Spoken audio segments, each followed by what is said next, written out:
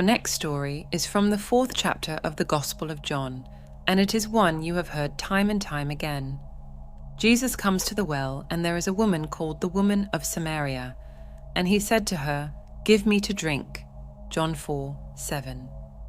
Then saith the woman of Samaria unto him, How is it that thou, being a Jew, asketh drink of me, which am a woman of Samaria? For the Jews have no dealings with the Samaritans. John 4:9. Jesus answered and said unto her, If thou knewest the gift of God, and who it is that saith to thee, Give me a drink, thou wouldest have asked of him, and he would have given thee living water. John 4:10. The woman, seeing that he has nothing with which to draw the water, and knowing the well is deep, says, Art thou greater than our father Jacob, which gave us the well, and drank thereof himself, and his children, and his cattle? John 4:12. Jesus answered and said unto her, Whosoever drinketh of this water shall thirst again, but whosoever drinketh of the water that I shall give him shall never thirst. But the water that I shall give him shall be in him a well of water springing up into everlasting life. John 4:13, 14. Then he tells her all concerning herself, and asks her to go and call her husband. She answered and said, I have no husband. John 4:17. Jesus said unto her, Thou hast well said, I have no husband, for thou hast had 5 husbands, and he whom thou now hast is not thy husband. John 4:17, 18.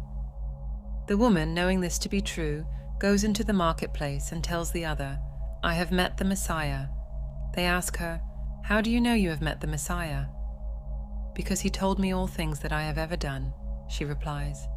Here is a focus that takes in the entire past at least, and tells her now concerning the future. Continuing with the story, the disciples come to Jesus and say, Master, eat. John 4:31. But he said unto them, I have meat to eat that ye know not of. John 4:32.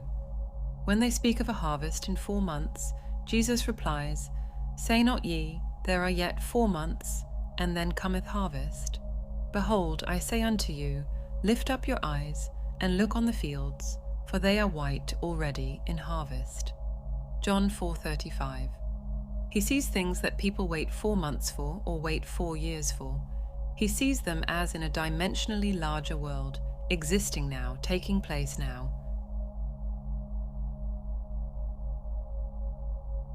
Let us go back to the first part of the story. The woman of Samaria is the 3-dimensional you, and Jesus at the well is the 4th-dimensional you. The argument starts between what you want to be and what reason tells you that you are. The greater you tells you that if you would dare assume you are already what you want to be, you would become it. The lesser you, with its limited focus, tells you why you haven't a bucket, you haven't a rope, and the well is deep. How could you ever reach the depth of this state without the means to that end? You answer and say, if you only knew who asks of you to drink, you would ask of him. If you only knew what in yourself is urging upon the embodiment of the state you now seek, you would suspend your little sight and let him do it for you. Then he tells you that you have 5 husbands, and you deny it. But he knows far better than you that your 5 senses impregnate you morning, noon, and night with their limitations. They tell you what children you will bear tonight, tomorrow, and the days to come. For your 5 senses act like 5 husbands who constantly impregnate your consciousness, which is the great womb of God. And morning, noon, and night they suggest to you and dictate to you that which you must accept as true. He tells you the one you would like to have for your husband is not your husband. In other words, the 6th has not yet impregnated you. What you would like to be is denied by these 5, and they hold the power. They dictate what you will accept as true. What you would like to accept has not yet penetrated your mind and impregnated your mind with its reality. He whom you call husband is really not your husband.